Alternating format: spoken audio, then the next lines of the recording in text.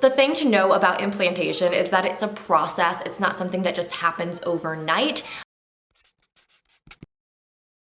Hey guys, welcome back to my channel. So as you already can see by the title, today I am sharing with you ways to prepare for implantation. These are just things that you could be doing really more during the 2-week wait to relax you and just, I know you're so anxious and nervous and you just cannot wait to finally start testing. And so these are things that you could be doing to, just, I don't know, help things along a little bit. I have to put the disclaimer out there. I am not a medical professional. I am not a fertility specialist. I am just sharing my experience and research. Before we jump in, there is something I want to share with you guys. My husband woke me up last night at like 3 in the morning in tears because he was scrolling through Facebook and came across somebody he knew. His son is 8 years old and is fighting a war with leukemia. It is absolutely heartbreaking. I look at my son and I just cannot imagine what that family is going through. I can't imagine what that kid is going through. Just absolutely not fair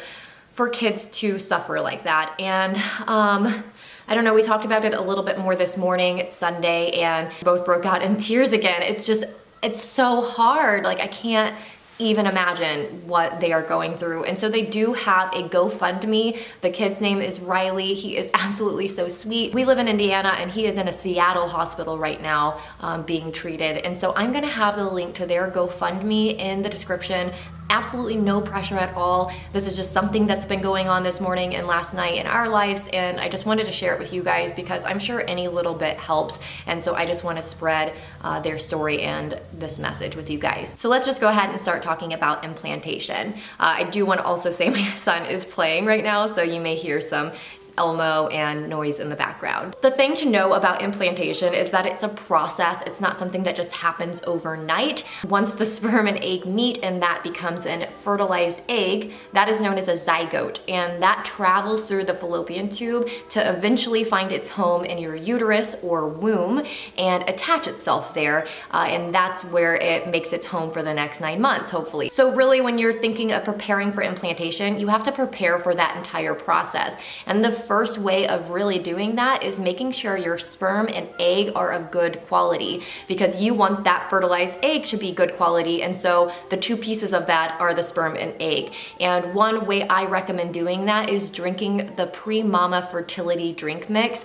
I swear by their products. I really absolutely do. I think I'm gonna do a separate video just on their products and how they're known for helping the sperm and egg qualities. There is drinks for men and drinks for women. I of course drink the one for women, and it is a flavorless drink mix. You just throw it in some water every day. Super simple, and it is known for helping egg quality. I drink this every single time I'm trying to conceive. The one time I did not, because I thought, is this really helping? Should I bother drinking this? I didn't get pregnant. Every other time I've used it, I've gotten pregnant. And I can't say like it's because of that, but I'm just saying, why not try it? So they have a whole line of products that are supposed to help you through trying to conceive. I definitely recommend checking them out. I am not sponsored by them or anything. I just truly believe in their products, and I will have it linked below for you. Number 2, you have heard this before if you have watched Trying to Conceive videos, and that is reducing your stress level. What you may not know is that stress can actually affect hormones that reduce the blood flow to your uterus. So you really want to focus on reducing your stress levels. What makes you calm? Like, what is something that you can do that reduces stress? For me, not gonna even hide it, I am obsessed with watching reality love shows. Like, I am sorry, but I am a fan of The Bachelor and The Bachelorette. Right now, I am obsessively watching Married at First Sight on Hulu, like a nice cup of hot tea, and watch some reality love shows if that's your thing. And if it's not, what is your thing, and do that thing. My son is coming around. This should start being interesting soon. So the next item on the list is balance your hormones. As I've already mentioned, obviously affecting your hormones can reduce blood flow, and I'm sure there's a lot of other things that happens when your hormones are all out of whack. Something I did to help balance hormones is take maca powder capsules, and you can do that too. Oh, hi baby. Or you can also just buy the straight powder and you could mix it in shakes or smoothies. You can make fertility smoothies, and there's lots of different foods that are known for helping with fertility. which we'll actually talk a little bit about in a minute, but you could just make this awesome fertility smoothie and throw in some maca powder, and it is known for helping balance your hormones and a lot of other things too, which I think I've done videos about, and I'll have some videos linked below for you. But obviously you may want to ask your doctor if they think that is safe and that is okay. I always recommend speaking with your doctor when taking any kind of supplement. Number 4, and you're gonna see how these are all connected, is keeping good circulation. So we just talked about how stress can affect hormones that reduce that blood flow to your uterus. Well, circulation is obviously part of that. You want to have good circulation. So there are a couple natural things you can do to help with circulation, and that is exercise and drinking a lot of water. Exercise, just really ask yourself, would you do this exercise if you were pregnant? You want to be safe. You could even consult with your doctor. I am going to be doing some pregnancy safe yoga because my back has been killing me this pregnancy, and so I really want to start stretching, and I will probably be doing some research on that today actually, and we'll link some of those videos below for you. And then also with water, obviously it is known that you should be drinking lots of water a day anyway, and especially when you're pregnant, so might as well get in that habit now and drink lots of water, which will help your circulation. We are on the last tip, number 5, and that is to have a normal endometrium lining, which is just the lining of your uterus. If you have been, again, watching Trying to Conceive videos, you have probably heard things about having a thick and luscious lining. There is too thick and there is too thin. You want to be right there in the middle and have a normal, nice, thick lining. But there is really no way for you to know what your lining is like unless you go to a doctor and they want to do an ultrasound to check it,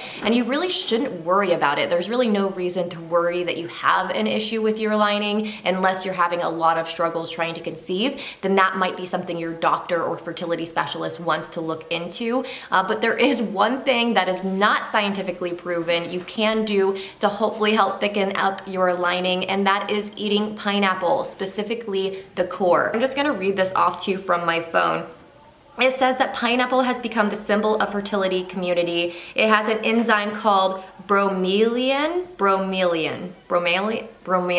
I don't know how to say it, guys. And that it is thought to support thickening of the endometrium, the uterine lining, and improve blood flow to the uterus, which we just talked about is obviously super important. So there's no proof, but I did eat pineapple during the 2-week wait with my son when I was trying to get pregnant with him, and obviously got pregnant and now have an 18-month-old. So I don't know if that helped at all. Just in general with pineapple, I wouldn't eat like a whole pineapple in a day. That might make you sick. So I suggest cutting up the entire pineapple, core and all, and just eat it, over a few days during that 2-week wait. Pineapples are also something you could throw in that fertility smoothie. If you are interested in me doing some videos on like fertility smoothie recipes, that is something I did when trying to get pregnant with my son. I did make fertility smoothies and have a few recipes that I really enjoyed, and I'm happy to share with you. So if that's something you want, let me know in the comments. If there are any other videos you guys would really like to see with trying to conceive or pregnancy, also let me know that in the comments. But really, that is it. These are some things you could be doing during that 2-week wait to help support implantation.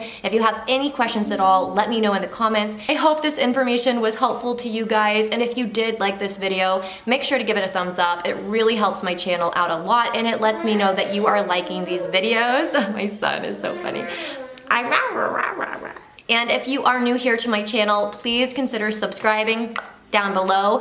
I do a lot of motherhood and pregnancy related videos. Right now, I'm obviously doing a lot of trying to conceive and pregnancy because that's just where I'm at in my journey. I am in the first trimester, probably around like 7 weeks pregnant. I do also some motherhood videos as well. So if that interests you, make sure to subscribe. And as always, I'll see you in my next video. Bye! Just in case you want to know what's been going on behind the scenes. What are you doing, buddy? Why can't I say that? I don't know why. What? Are you reading books? Were you reading a book? You can make good.